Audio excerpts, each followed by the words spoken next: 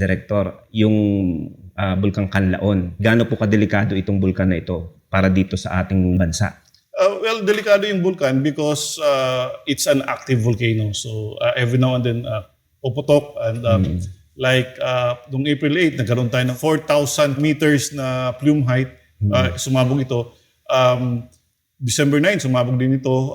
Again, umabot ng 4,000 meters yung plume height, similar to what we observed noong April 8. And yung June 3, yun yung pinakamataas. Umabot ng 5 kilometers yung plume height. So, delikado ito kasi yun na nga, unpredictable. Just like many of our volcanoes, bigla na lang sasabog.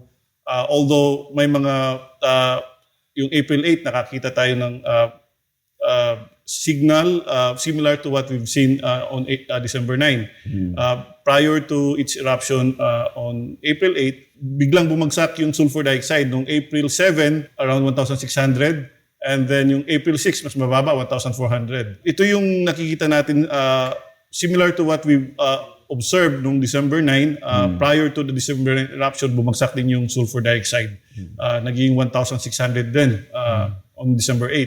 So, ibig sabihin nito, nabarahan yung bunganga ng bulkan, nagkaroon ng overpressurization, so may bumara. So eventually, dahil hindi nakayanan, bumigay yung bulkan, sumabog. Yung po mga lumabas po na yun doon sa bulkan, gaano po yung kadelikado doon sa mga tao na within the area? Yung abo, yung volcanic ash, it's made up of rock fragments, small rock fragments, minerals, and volcanic glass.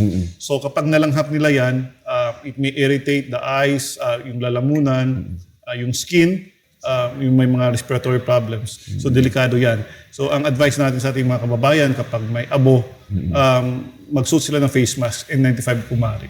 Kung wala talaga, pwede naman nilang basain yung tela or yung bimpo, then yun yung gagamitin na to cover their noses and mouth. Yung nangyari po na yun, may chance po bang tumaas yung alert level natin sa Kanlaon? Well, after its eruption noong April 8, hindi naman tayo nakakita ng uptick or increase ng monitored parameters natin. So right now, maintain pa rin natin. Although yung April 8, it happened, yung eruption, it happened early in the morning, nasundan ito ng ash emission, pero hindi naman umabot ng hundreds of meters, nasa 75 meters lamang. But after that, wala na tayong na-record na iba pang ash emission activity.